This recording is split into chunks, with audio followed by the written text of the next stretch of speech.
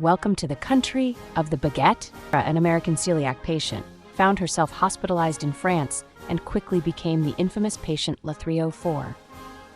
Every meal was a culinary game of Russian roulette, leading to constant pain and the exasperated cry from the kitchen, "Oh, La 304, c'est pas possible!"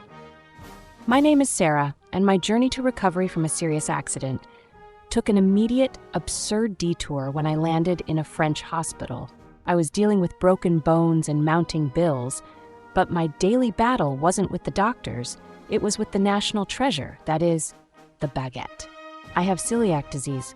This means gluten is literally toxic to me. And where was I?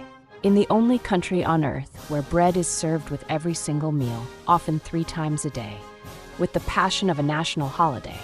For weeks, I was trapped in room 304, and the cycle was a study in frustrating cultural differences.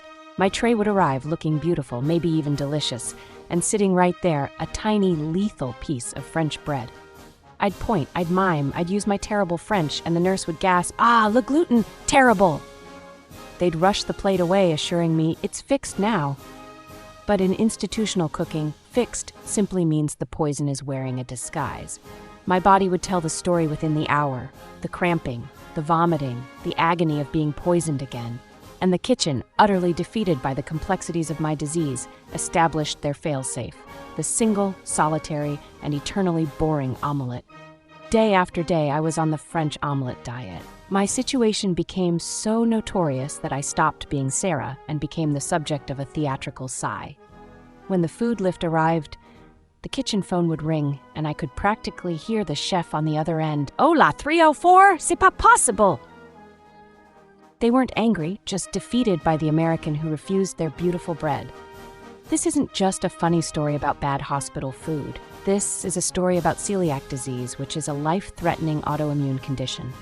And when a celiac patient ingests gluten, the protein in wheat, barley, and rye, our immune system launches an attack. It destroys the villi, the tiny structures in the small intestine essential for absorbing nutrients. Every single time I was poisoned, I was hindering my body's ability to heal from the accident. This is why a gluten-free diet isn't a preference. It is mandatory medical treatment. In a hospital, failure to adhere to this diet is a risk to the patient's long-term health and recovery. Even a crumb of cross-contamination can cause systemic lasting damage. To anyone with celiac traveling or facing a healthcare system where your needs might be lost in translation, you must become your own fierce advocate.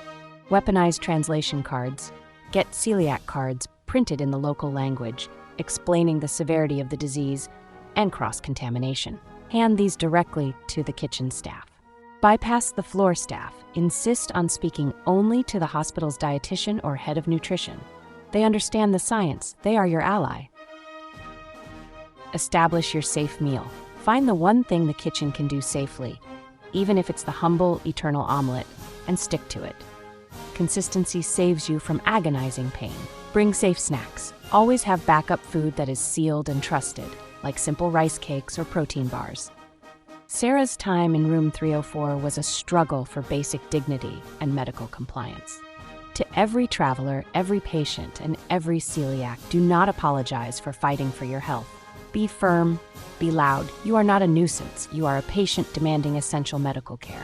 The cry of, "Oh, la 304, c'est pas possible," is funny now, but it was a serious fight then. Let that story be your call to action.